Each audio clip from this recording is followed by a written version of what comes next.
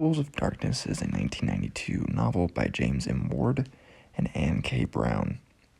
It is book 2 in the Pools trilogy, or Heroes of Flan trilogy, depending on what you want to call it, which begins with Pool of Radiance by James M. Ward and Jane Cooper Hong. So this one starts with Bane, who's the god of strife, raging, in the Forgotten Realms, of course. And then it goes back to Flung, and the mage, Shawball, and her husband Tarl, the cleric of Tyr, are kind of doing things. All is well for a moment until the rain stops and the moon is no longer in the sky. Flan has shifted planes, maybe, or at least locations. It's not where it's supposed to be. Ren, their companion from 10 years earlier in Book 1, has not seen husband and wife for 3 years, but the ranger has had bad dreams about them lately. He has a job to do, and in his honorable duties as a ranger, he feels he must complete that first before investigating his fears. And this involves orcs and dwarves. Yvain is a new character, a wizardress like Shaw. She's spent most of her life destroying pools of darkness. There's also the 2 druids, Sylvanas, their patron deity.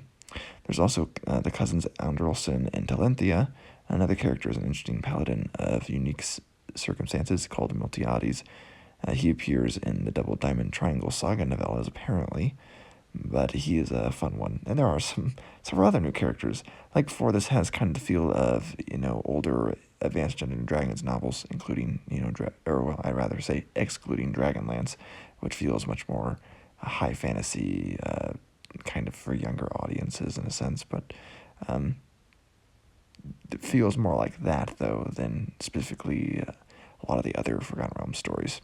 Finally, you have another old and new Flan, the old being the new of Book 1, and the new being the small settlement around after the city is stolen. But this one largely has a different plot and feels very different from the first book.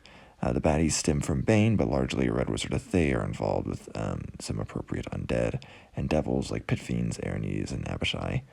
They're often kind of silly, these bad guys. That's kind of the style here. I enjoyed this one like the first, straightforward fun. Moander is mentioned, which is rare.